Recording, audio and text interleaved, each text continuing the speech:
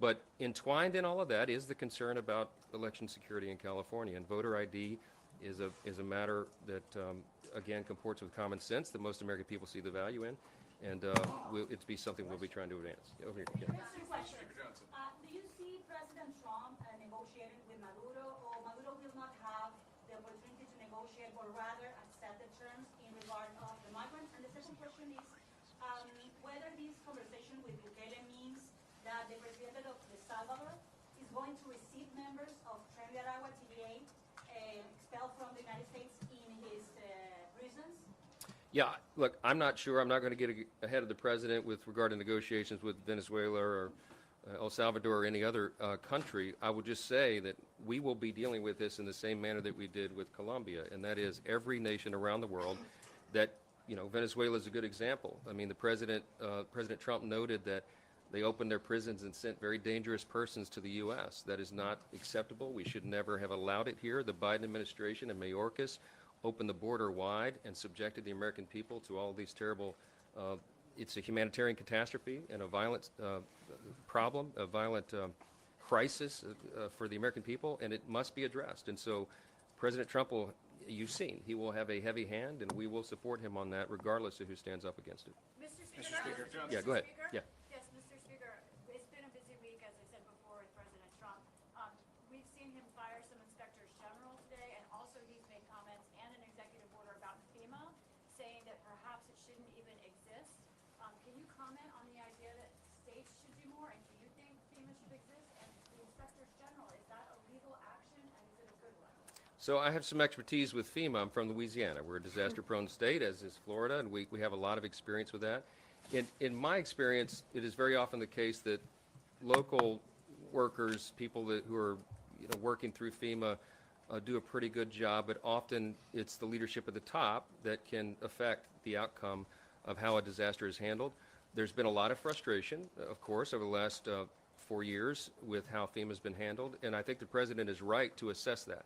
I think we are entering a new era of government, and that is when the president says he wants to make the government more efficient and effective, and we say we want to limit the size and scope of government, it means that everything is on the table for reevaluation. This is a new moment for us to reevaluate everything that the federal government does, and FEMA is in the crosshairs, pardon the expression, because they're the microscope, because these disasters are front and center for the country to review. And so I think that the task force that the president set up by the executive order is an appropriate step. I think that it's probably long overdue. It'll be a 6-month, 180-day evaluation with some very smart people in the room that have a lot of expertise and experience in dealing with FEMA, and I very much look forward to the outcome of that issue. I will tell you from my perspective, state of Louisiana, again, having a lot of experience with this, we have the Governor's Office of Homeland Security and Emergency Preparedness, we call it GOSEP, and they do an extraordinary job on a state level.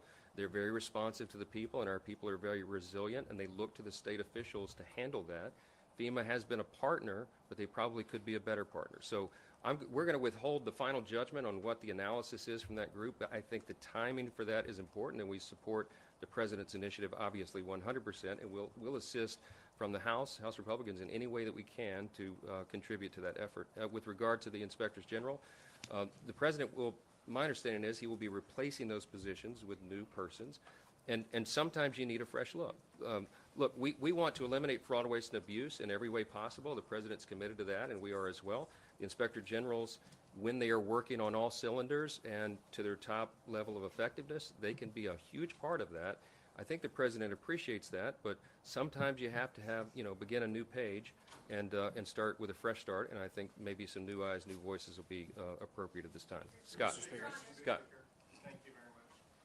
With these roundups and deportations that we're seeing in places like Chicago and around the country, are you concerned at all that there's a negative impact or unintended consequences as a result, specifically for folks like construction workers, people who are working in hotels, restaurants, people who sort of are the backbone of the economy that may be fearful to show up at work? Is that undermining the U.S. economy in any way? I hope not. I don't think so. I think you heard Tom Homan say very clearly in the last 24 hours The worst are first, and what he means by that is dangerous, violent criminals, and we know who they are. You've already seen them being rounded up and deported. That is the top and first priority of the federal government. The rest of it will be developed. I'm glad that we have a new Secretary of Homeland Security. I think Kristi Noem will do an extraordinary job in that position, and all the people that are being lined up have a very sober mind about this. They're very clear-eyed about what is required, what the American people demand and deserve, and frankly, what they voted for in the election. They gave President Donald Trump a mandate to fix this problem. And no matter where I went around the country, border ranked in the top 1 or 2 issues everywhere, blue states, red state, everywhere in between. And so they are counting on us, they're counting on the administration and the Congress, for that matter, to back it up, to get control of this situation. And that's what's going to happen. And I think everybody can take a deep breath, let this play out. We are going to restore law and order at any cost, and I think we owe that to the people. It's a very, very simple thing. Jake. Last question, guys. Is it still your goal to have a budget for both chambers by February 24th? Yes, when we get back, the Budget Committee will be marking up, first week of February is the plan, marking up the budget to set the resolution to begin and unlock and open the reconciliation process. That will be where the lion's share of these campaign promises that we made are fulfilled, and that's what all the hard work here is in the rooms, all of us negotiating and coming to consensus with one another on the terms of that, why that's so important. We will get all the Republicans together on the consensus, and we will put forward that bill that will check those boxes and make sure we're doing right by the American people. The president's already begun. I mean, I just made a list this morning. Everything he started in the first 7 days, he's already securing our borders, removing dangerous illegal aliens, standing up to terrorists, bringing back the economy, unleashing American energy, putting an end to the DEI and gender ideology madness. That's in 7 days. We're just getting started. And you're going to see so much of this codified in our legislative agenda, and we'll get the appropriations going, we'll get the reconciliation going. It's going to be a very busy first 100 days. So you're all going to have to work as hard as we do. So I'm glad you're here. Last one, Olivia, go ahead. With the multiple tariffs and potential for trade wars and different fronts, the cost of goods could go up. Republicans ran on a better economy, not a Joe Biden economy. What will you say if the cost of goods go up and people are actually paying more in a Republican unified government? I'm not going to predict the outcome of, first of all, which tariffs will be enacted and how it will affect prices. We'll have to see. I think you're seeing a measured approach by the president.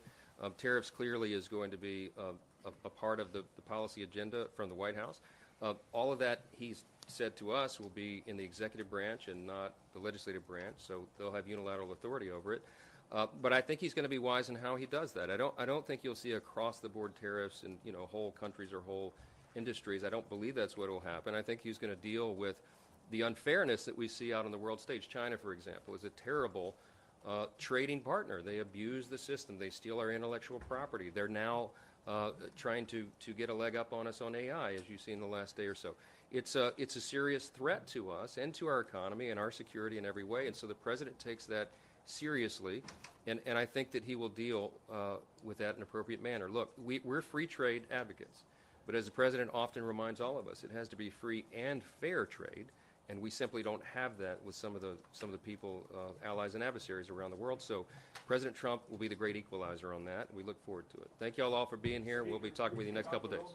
Sorry, can you give us an opinion lastly on Gustavo Petro and what's going to happen with the flights, if they abide or not, if the Colombian government abides or not? You want to address that? Okay.